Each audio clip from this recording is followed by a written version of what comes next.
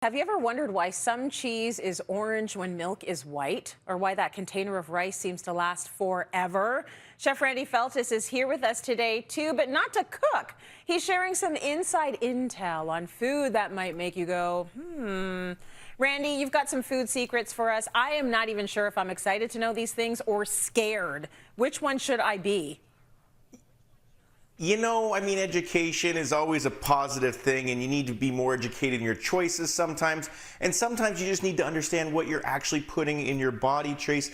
But a lot of these stories actually have to do with as the world turns and sales and making things sell. Because as producers out there, especially with food, they have to sell their products in order to keep things fresh. So Tracy, let's start with cheese. In the old days, the farmers wanted a brighter orange cheese, and what that meant is the cows were out in a rich pasture and they had a lot of beta carotene. And if they age the cheese longer like this, it goes naturally orange. So the consumer immediately tastes this and goes, that's so wonderful. The oranger the cheese, the better quality it is. And those that didn't want to age the cheese that long, Tracy, they started just putting orange dye into their cheese. Now, the orange dye can be all natural. It is achote or sometimes paprika. And there's nothing wrong with it, but it gives you the idea that it is maybe a longer aged cheese than maybe it is. And then there's also like just the fun kind of dyes. I picked this one up at the grocery store the other day, and it is a lemon black cheese, and it was $70 a kilo, and I bought it because it was black. Oh. And Tracy, it's not worth it. Not really worth it, you know, so you can have fun in your culinary world, but let's just stick to the oranges. And if it's a vegetable dye, it's all good, but now it doesn't necessarily symbolize that it is a better cheese. So moving on to our next thing that kind of gets some dye into it once in a while is salmon. The age-old question of farm-raised salmon or wild salmon. Which one do you prefer, Tracy? Well, I love wild salmon when we can get our hands on it. Explain to us the difference and what might be happening to fool us. You know what? The natural wild salmon is getting its color from a pigment called astaxanthin, and that comes from krill and shrimp.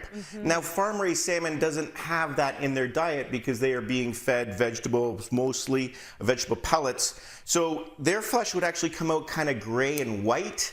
And so the farmers know that that isn't really what the consumer wants. So they feed them a little bit more of a let's call it a chemically induced dye into the fish. And it sounds terrible, but what it actually just does is make it a little bit redder in color.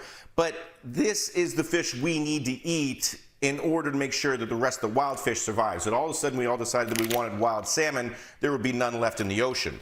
The benefits to farm-raised salmon is it has 30, sometimes more % of omega-3, omega-6. However, the wild salmon is higher in minerals and iron. So when it comes to fish, Tracy, my rule of thumb, whatever is the freshest is what I'm buying. Okay, these are all good points. I just want to know, even with that dye compound they're putting into the farmed fish, is it safe for humans to eat? Oh, 1,000%. It's totally safe. Yeah, are they tricking us? Of course they are. But what you need to think about is if they didn't dye it, you probably wouldn't want to eat it because you're like, I don't want a white salmon. I've always known that salmon was red. Right. This has been going on for centuries, and it all started with the carrots. So once again, beta carotene is the magical trick here. And in the 16th century, all carrots were like yellow, and they were purple, and they were kind of weird shaped and out there. And they don't even think there was an orange carrot until the 17th century when they modified the carrot slightly to be perfectly straight and bright orange. But they've also doubled the beta carotene in it, so the carrot is actually better for us, and the orange carrot is actually better for us. Okay, well, that's kind of good news. So they modified it, but now it's even better nutritional value. So I like that story. That's a good story. What have you got for us next? It's a good story, and we can always mix it up. Yeah. So then we're going on to wasabi. Ooh. And believe it or not, this one's going to blow you away, Tracy. 99, I'm going to put another 9 in there. 99.9% of the wasabi we have here isn't wasabi at all. What? What's in there? Is it Play-Doh? Is it like, because It's a wasabi. There's no crayons in this one. Wasabi flavored powder. Basically, what this is a horseradish and mustard powder with some acetic acid and stuff like that. Oh. And the reason for it is real wasabi is like 10 times the price. It's usually $50 to $60 a pound, and it doesn't travel well, and it's hard to grow. And so they just kind of like faked it. And it's the same family as the horseradish, the mustard, the broccoli. So they just kind of mock it up. So if you go to a restaurant and they come out and they take something that kind of looks like horseradish, but it's greenish, and they rub it out, then you know that you're eating real wasabi, but you're also better like dip into your pockets because the check is going to be way up there. Okay, well, that's good to know because I was feeling a little betrayed, but maybe I want to eat the cheaper stuff, so maybe it's a good thing. You got anything else for us, Randy? I definitely do. I was always told that honey was the only food that survived forever. I always heard that saying, and I was like, yeah, I kind of believe that, and I understand why. It's got very little moisture to it, high in sugars, and bacteria can't grow in there, so that's fantastic. But did you know that white rice lives almost forever? It really doesn't go off. Now, your wild rice, it has a bit more moisture to it, and it has that little coating on the outside with some extra fat in there, so that will go off. The other thing that never goes off is, believe it or not, salt.